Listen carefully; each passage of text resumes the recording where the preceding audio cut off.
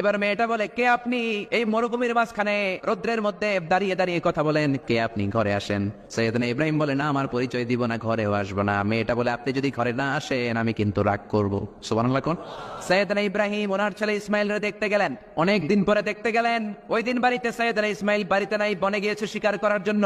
বাড়িতে সৈয়দনা ইসমাইলের বিবি সৈয়দনা ইব্রাহিম ঘরের দরজার বাইরে থেকে সালাম দিয়ে বললেন, আসসালামু আলাইকুম। ভেতর থেকে কর্কশ গলায় একটা মেয়ে সালামের উত্তর দিয়ে বলল, ওয়ালাইকুম আসসালাম। গলার মধ্যে কোনো মায়া নাই, মহব্বত নাই। জিজ্ঞেস করলো সৈয়দনা ইব্রাহিম, মা কেমন আছো? কাইফা হালুকি ইয়া উম্মি। মেয়েটা কয়, বেশি সুবিধার না। তোমাদের খাওয়া দাওয়া কেমন চলে? ভালো না। তোমার জামাই কই? বনে গেছে। এবার মেয়েটা বলতেছে, আমনে কেডা? সৈয়দনা ইব্রাহিম বলে, আমি কে চিনবা না? ইদা জা যাওজুকা মিনাল গাবা, স্বামী যখন বন থেকে ফিরবে, ফাকরাই আলাইহিস সালাম, তোমার স্বামীর একটা সালাম দিবা। ওয়া মুরিহি ইয়াগাইরা আতাবাতা বাবিহি, আর বলবা ঘরের দরজার চৌকাটটা যেন তোমার স্বামী পাল্টে দেয়। এই কথা বলে বুখারীর বর্ণনা। কিসের হাদিস? বুখারীর হাদিস। ইব্রাহিম চলে